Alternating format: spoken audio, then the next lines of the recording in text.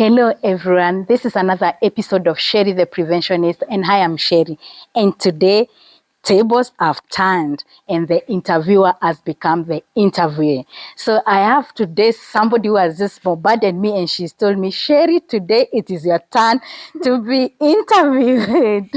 What an amazing show today that we have, that it is I, Sherry, who is being interviewed. And I want to welcome my interviewer on set. She'll introduce herself and carry on. Welcome. Hi guys. My name is Anissa. I'm currently 9 years old. And yeah, today the tables have turned. Yeah, they have turned. I'm interviewing Sherry. Oh yeah, I'm so excited. Yeah, so I'm very glad to be here. And it's going to be an exciting interview. Thank you. Oh, I'm already looking forward to the questions. Yeah. Yeah. Okay. So question number one. Yeah. Please tell me more about your work, what you do. Yeah. Yeah.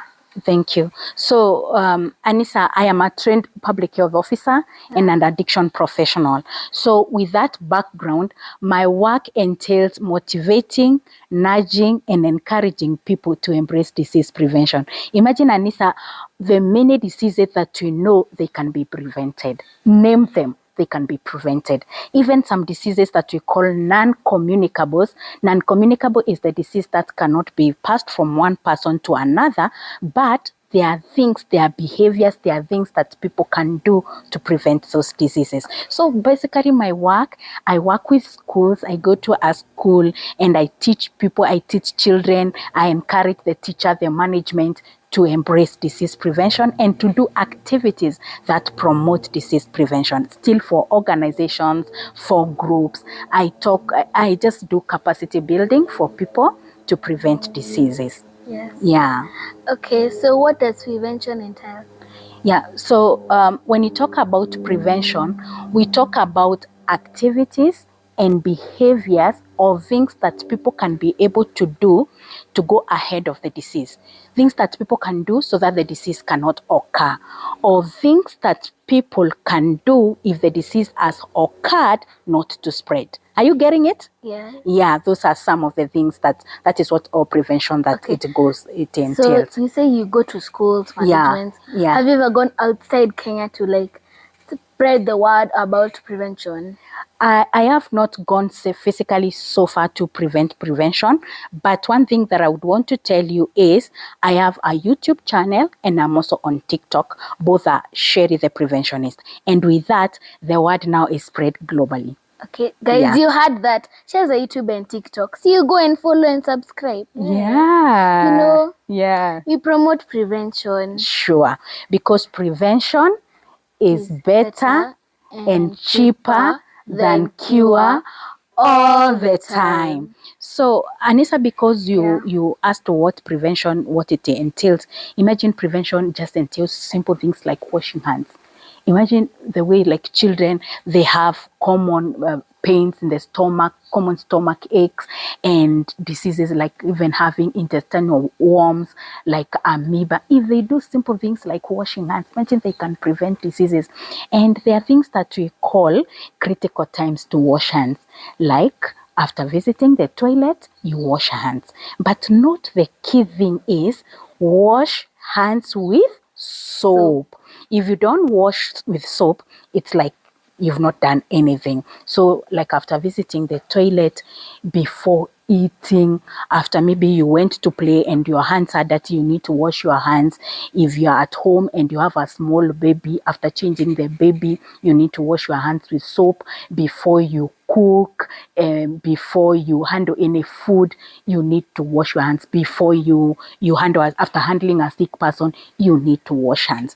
Imagine there are people who have done studies. Do you know what are studies? Like they have done a research. Yes. And they have seen, imagine 45% of diseases that present with diarrhea, they can be presented through hand washing with soap alone. So it's like a vaccine, imagine. You know, when you said about prevention, I was thinking maybe you need some sort of medicine, vaccine, maybe injection. Yeah. I was shocked when you said washing hands. Washing hands? Didn't even opening windows. That is prevention. Making your room clean, arranging your desk, making that your room doesn't have any clutter. That is prevention. But now also, because you mentioned about treatment, so I again told you prevention, there is the part to control the diseases not to spread. So if you maybe have a disease like tuberculosis, and you're coughing and coughing and coughing, that is the first way tuberculosis present, you need to be treated so that it cannot spread to other people. So medication also is important.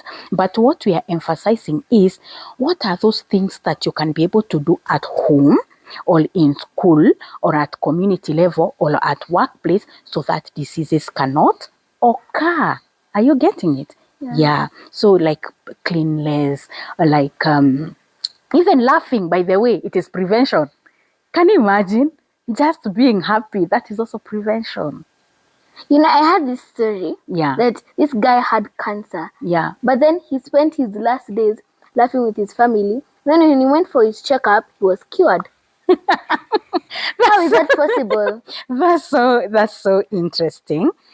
But I can say this, Anissa, maybe laughter is not what's maybe cured, because cancer can be managed. Okay, it was stage 1. Oh, okay. It was stage 1, not all the way stage 4. It was like stage 1. Yeah.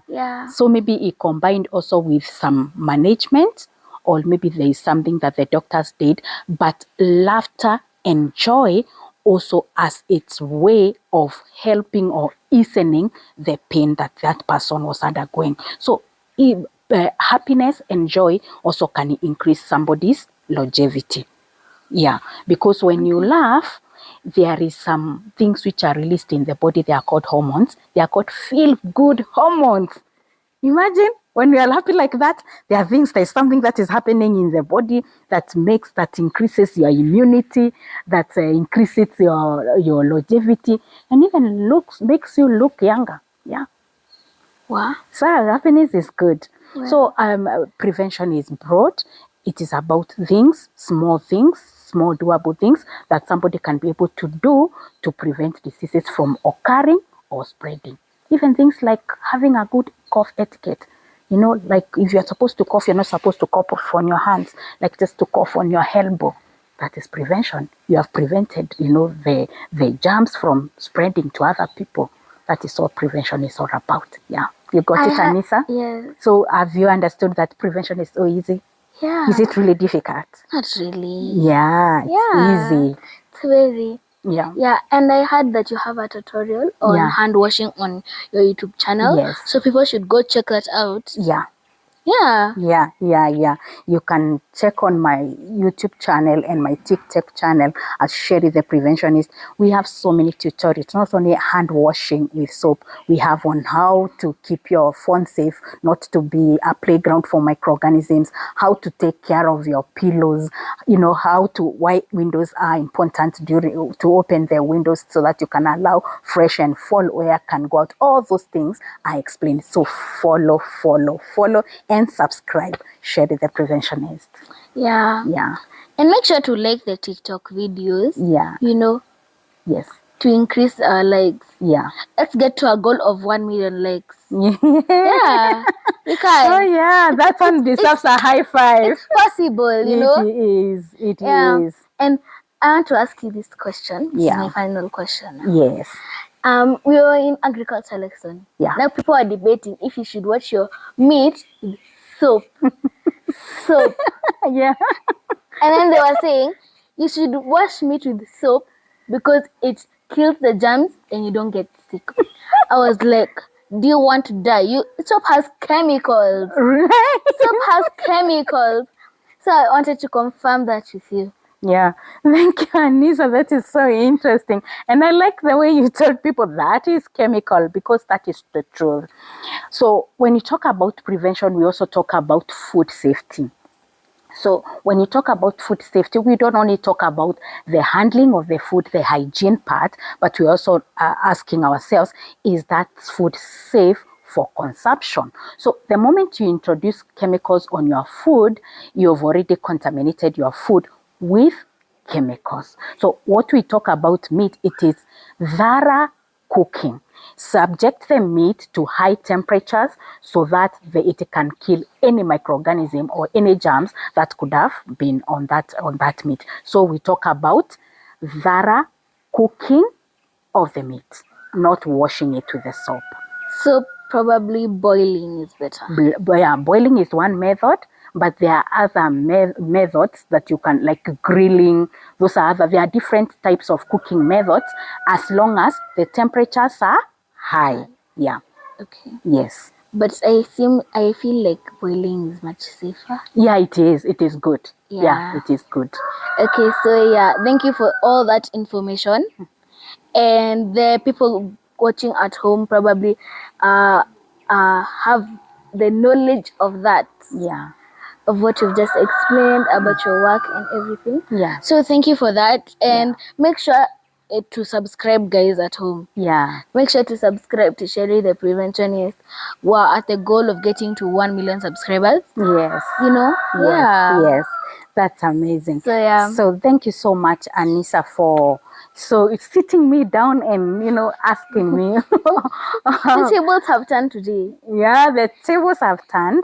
And guys, yes, that is all we do here at Sherry the Preventionist Show. We talk about small doable actions making a big difference things. What are those small things that you can be able to do to stay ahead of the disease?